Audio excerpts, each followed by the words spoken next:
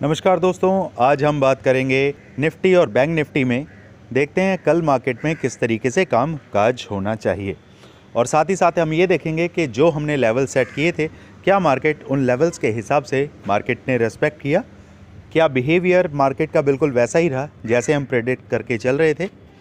तो यहाँ देखते हैं, मार्केट ने स्टार्टिंग करी, जैसा मैंने आपको बताया था कि 21,000 का जो लेवल है वो एक बहुत ही क्रूशल लेवल है, राउंड फिगर नंबर है। तो एक साइकोलॉजिकल पॉइंट ऑफ व्यू से देखा जाए तो वहाँ से एक बाइंग आना बनता है, और बाइंग इतना सॉलिड बाइंग आया कि आप देखिए उसके बाद मार्केट जो क्लोजिंग हुई 21 तारीख की, 21 तारीख के बाद 22 तारीख, और 22 तारीख ने वापस ऊपर ऊपर ऊपर ऊपर, और 26 तारीख हमारी स्टार्ट हुई। यहाँ आ जाते हैं हम, दिस कैंडल, दिस वन, ये हमारी कैंडल है। ओपनिंग हुई 21,367 के आसपास, लो इसने लगाया 329 का, और हाई लगाया इसने 21,390 के आसपास। क्लोजिंग इसकी हुई 360, मतलब वही डोजी कैंडल इसने बनाया। पहली 30 मिनट की कैंडल के हिसाब से अगर देखा जाए तो मार्केट के अंदर एक डोजी कैंडल बनने का पर्पस ही यही था कि जितने भी रिटेलर्स हैं उन सबको ट्रैपिंग मोड पे डाल दिया जाए, क्योंकि इनडिसाइसिव कैंडल जो डोजी कैंडल मानी जाती है वो आप डिसाइड नहीं कर पाते हैं कि मार्केट नीचे की तरफ जाएगा या ऊपर की तरफ जाएगा। और जैसे कि मूड माहौल लग रहा है कि मार्केट नीचे की तरफ आना चाहिए, रिट्रेसमेंट मोड पर मार्केट को देखना चाहिए, तो ऑपरेटर ने एक डोजी कैंडल बना के आधे घंटे के अंदर पूरे रिटेलर्स का ये मूड बना दिया कि मार्केट देखिए अब नीचे की तरफ आने वाला है। और उसके बाद जैसे ही पोजीशन मेकिंग होना स्टार्ट हुआ, बिल्डअप होना स्टार्ट हुआ, देन उसके बाद बूम, सीधे ऊपर की तरफ मार्केट को उठाकर वो ले गए। इस चीज़ से हमें ये समझ आता है कि मार्केट के अंदर ऑपरेटर का इन्फ्लुएंस बहुत सही है, बहुत सही तरीके से वो गेम खेल रहा है। मैक्सिमम परसेंटेज जो देखा जा रहा है, मेजॉरिटी में जो रिटेलर्स हैं वो हमेशा कॉन्ट्रा ट्रेड करते हैं। मार्केट अगर ऊपर की तरफ जा रहा है तो हर वक्त आपको दिमाग में ये लगेगा कि अब रिट्रेसमेंट, यहाँ से रिट्रेसमेंट, यहाँ से रिट्रेसमेंट, जबकि हम लेवल्स को भूल जाते हैं। तो लेवल्स को याद रखना ही बहुत ज़रूरी है। जो लेवल मैंने आपके लिए मार्क किया था कि मार्केट, हमारे लेवल क्या थे, हमारा लेवल था 21,435।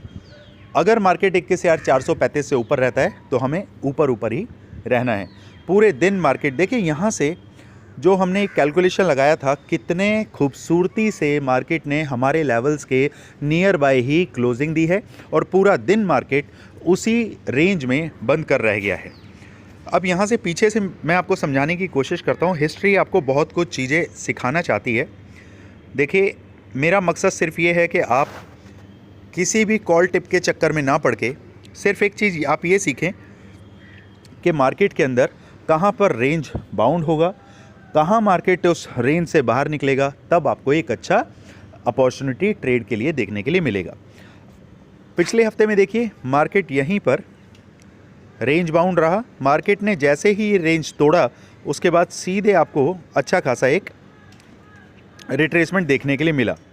तो यहाँ पर अगर हम बात करें तो मार्केट यहाँ से ऊपर गया आपका तकरीबन 478, और उसके बाद सीधे सीधे आपको 337, तकरीबन 150 पॉइंट के आसपास आपको मूव देखने के लिए मिला। वापस से इस रेंज को तोड़कर जब गैप अप होकर मार्केट ऊपर गया, तो ऊपर का जो लेवल है वो आपको ध्यान रखने लायक चीज़ है। 21,600 का जो एक लेवल मैंने आपको दिया है, इतना साइकोलॉजिकल खूबसूरती उस लेवल की देखिए कि मार्केट ने एग्जैक्ट वहीं से ही सीधे मार्केट नीचे गिरती है, और हमारे साइकोलॉजिकल लेवल 21,100 और 21,000, ये दोनों लेवल इतने बढ़िया लेवल हैं कि मार्केट उन लेवल्स को रिस्पेक्ट कर रही है। तो हम कैसे लेवल्स को भूल जाएं, कैसे हम लेवल्स के अकॉर्डिंगली काम ना करें। अगर हम ये काम कर रहे हैं कि मार्केट में लेवल को भूल के और अपने ही तरीके से अननेसेसरली कहीं से भी एंट्री और कहीं भी एग्जिट अगर ले रहे हैं, तो इसमें मार्केट की गलती नहीं है, ऑपरेटर की गलती नहीं है, सारी गलती हमारी है कि हम लेवल्स को भूल के काम करते हैं। अब निफ्टी के लिए लेवल्स को समझते हैं। मैंने आपको एक नंबर दे दिया, पहला नंबर है आपका 21,500 का, और नीचे की तरफ अगर बात करें तो ये नंबर है आपका 21,430 के आसपास। तो ये 70 पॉइंट का जो रेंज है, इस रेंज के अंदर मार्केट जितना रहेगा उतने आपको एक अच्छी ट्रेड देखने के लिए नहीं मिलेगी। तो यहाँ पर आप लेवल मार्क करिए। अगर मार्केट 21,500 से ऊपर निकलता है, 15 मिनट की एक कैंडल भी बन जाती है, तो आपके पास पहला टारगेट रहेगा 21,600 का, और उसके बाद दूसरा टारगेट रहेगा 21,670 का, और तीसरा टारगेट आपका रहेगा 21,730 का। इन लेवल्स को इसके अकॉर्डिंगली हम सेट करते हैं। 1 मिनट।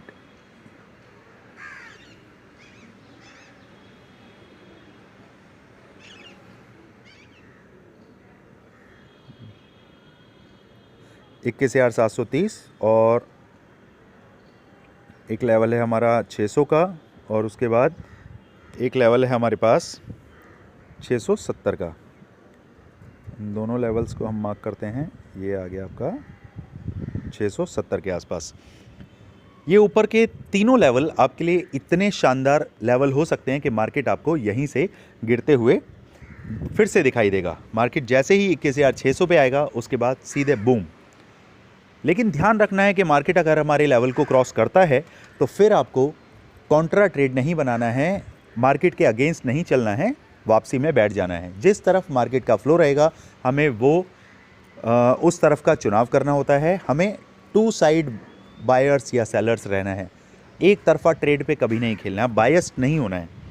नीचे की तरफ की अगर बात करें, मार्केट अगर 21,435 को क्रॉस करता है तो पहला लेवल आपका रहेगा 21,000। 1 मिनट, यहाँ पे लेवल्स की मार्किंग हम कर देते हैं। ये लेवल है हमारा 21,330 का, और नीचे की तरफ दूसरा लेवल है 21,230 का। अगर मार्केट उससे भी नीचे जाने की कोशिश करेगा तो फिर सीधे सीधे हमारे पास लेवल जो निकल के आता है वो है 1 मिनट, ये लेवल आ गया हमारे पास 21,155 का। नीचे के आपके पास लेवल देखिए, खूबसूरती देखिए। जैसे ही 21,435 को तोड़ेगा, नीचे का लेवल 21,331, 21,230, 21,155 और 21,090।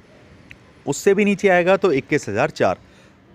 और ये ऐसा नहीं है कि मार्केट एक दिन में ही ये चीज़ कर देगा। ग्लोबली अगर आपने देखा होगा तो अभी इजराइल में जो एक सीनियर हैं उनका अभी कत्ल कर दिया गया है। तो ये नेगेटिव न्यूज़ में भी हो सकता है बहुत ही छोटी हो, लेकिन मार्केट को जिस दिन रिएक्ट करना होगा, हो सकता है वो कल हो सकता है परसों हो, तो मार्केट अननेसेसरली एक छोटी सी न्यूज़, नेगेटिव न्यूज़ को लेकर सीधे बूम करेगी और मार्केट सीधे गड्ढे में जाती हुई आपको दिखाई देगी। अब बात करते हैं बैंक निफ्टी की। बैंक निफ्टी के अंदर जो हमने चैनल को ड्रॉ करके रखा था, अगर उस चैनल को भी हम उस हिसाब से हम लगाते हैं तो यहाँ पर 1 मिनट, हम इस चैनल का फॉर्मेशन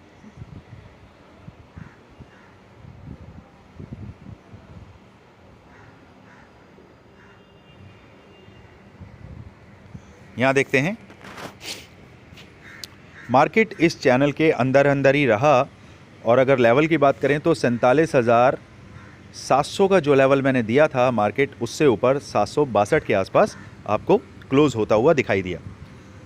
अब ऊपर के टारगेट क्या निकलते हैं? अगर मार्केट 762, या फिर अगर इसकी बात करें हम, आप लेवल्स को प्लीज़ नोट करें।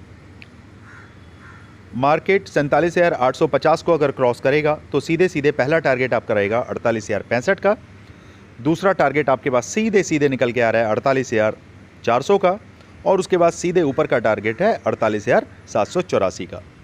नीचे की तरफ देखें, अगर मार्केट किसी भी कंडीशन में 47,700 के लेवल को क्रॉस करता है तो पहला लेवल है आपका 47,700 के बाद 47,505 का, और उसके बाद दूसरा लेवल डायरेक्ट जो आपको मिल रहा है, जिसमें एक लेवल अगर हम बीच का हम मार्क करें तो ये लेवल निकल के आता है आपका 47,300 का, और उसके बाद डायरेक्ट सीधा लेवल है 47,041 का। ये लेवल नीचे की तरफ आप मार्क करके चलिए। ये तो हो गई लेवल्स की बात। अब बात करें कि मार्केट के अंदर गिरावट कब आएगी। मार्केट के अंदर गिरावट तो आना तय है, ये सभी जानते हैं, लेकिन वो मार्केट में गिरावट किस दिन आएगी वो दिन आप डिसाइड नहीं करेंगे, मैं डिसाइड नहीं करूँगा। अगर इस तरीके से हम डिसाइड करने लगे, क्योंकि मार्केट हमारे चचा का नहीं है, मार्केट ऑपरेटर्स का है। हमें सिर्फ ऑपरेटर्स के मूड माहौल को समझना है और उस फ्लो में, उस नाव में, उस बस में, उस ट्रेन में, उस प्लेन में बैठ जाना है जिस तरफ वो मूव कर रहे हैं। Simple as that. इसके अलावा आपको अपने दिमाग को लगाने की ज़रूरत नहीं है, सिर्फ लेवल्स के अकॉर्डिंगली काम करें और जितना भी हो सके फोकस करें ग्लोबल मार्केट से जुड़े रहने का। जब आप ग्लोबल मार्केट को देखेंगे, समझेंगे, मूड माहौल को समझेंगे ऑन डेली बेसिस, देखिए मैं ये नहीं कहता हूँ कि CNBC और इस तरीके के चैनल्स को लगा के आप वहाँ के एंकर्स को बस सुनते जाएं, उससे आपका दिमाग भंड हो जाएगा, वो नहीं करना है। लेकिन फिर भी बेसिक नॉलेज जो होती है ग्लोबली मार्केट में किस तरीके से चल रहा है, अगर आप शेयर मार्केट में काम कर रहे हैं तो you need to be proactive. अगर आप वो नहीं हैं तो मार्केट में कहीं ना कहीं फिर आपको लेवल्स का सहारा लेना पड़ेगा। फिर आपको ये पता होना चाहिए कि लेवल टू लेवल काम कैसे करना है, बस उसके अलावा और कुछ मत सोचिए। कल के लिए सिर्फ एक ही बात ध्यान में रखिए, अगर आप ऑप्शन बायर हैं तो मार्केट के अंदर 2 या 3 दिन ही होते हैं जिस दिन आप पैसा नहीं कमाते हैं।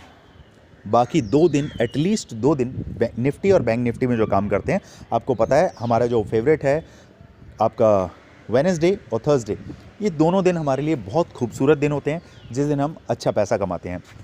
मैं सेंसेक्स में भी काम करता हूँ, मैं फिन निफ्टी में भी काम करता हूँ, मैं निफ्टी मिड कैप में भी काम करता हूँ और उनके एनालिसिस हम प्रीमियम ग्रुप पे अपने मेंबर्स के साथ शेयर भी करते हैं। बट मुझे ये लगता है कि जो मेजॉरिटी है, जो मेजॉरिटी निफ्टी और बैंक निफ्टी को पसंद करती है, जो बाइंग में काम करते हैं, मैं उनके लिए रिकमेंड करूँगा कि आप बैंक निफ्टी को चुनें। जो सेलिंग में काम करते हैं उनके लिए निफ्टी बेटर रहती है। तो इस तरीके से ही मार्केट में कामकाज किया जाता है और किस दिन क्या काम करना चाहिए ये धीरे धीरे मैं अपने बेसिक कोर्सेज़ और सीरीज़ के अंदर लेकर आने वाला हूं। तो हमारे साथ जुड़े रहिए और जिनको लगता है कि हमारी एनालिसिस आपके काम को फ़ायदा पहुंचा रही है, कुछ हेल्प मिल रही है, तो उसके लिए आप हमारे हिस्ट्री को उठा के देखें, हमारी सारी चीज़ों को समझें कि क्या लेवल्स मैच कर रहे हैं कि नहीं कर रहे हैं।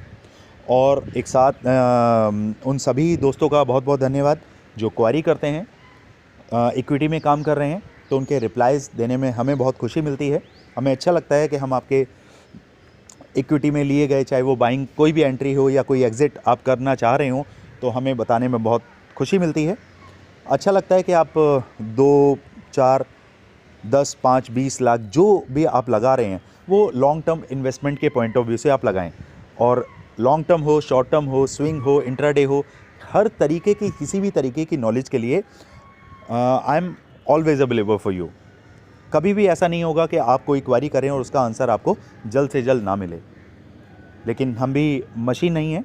कोशिश करते हैं कि अगर कोई मैसेज हमसे छूट जाए तो प्लीज़ एक बार रिमाइंडर आप डाल दें, तो हम ज़रूर आपका रिप्लाई करेंगे। चलिए दोस्तों, मिलते हैं कल मार्केट में। और साथ ही साथ बहुत इंपॉर्टेंट चीज़ जो मैं स्टार्टिंग में बताता हूं लेकिन कई बार मैं भूल जाता हूं, डिस्क्लेमर।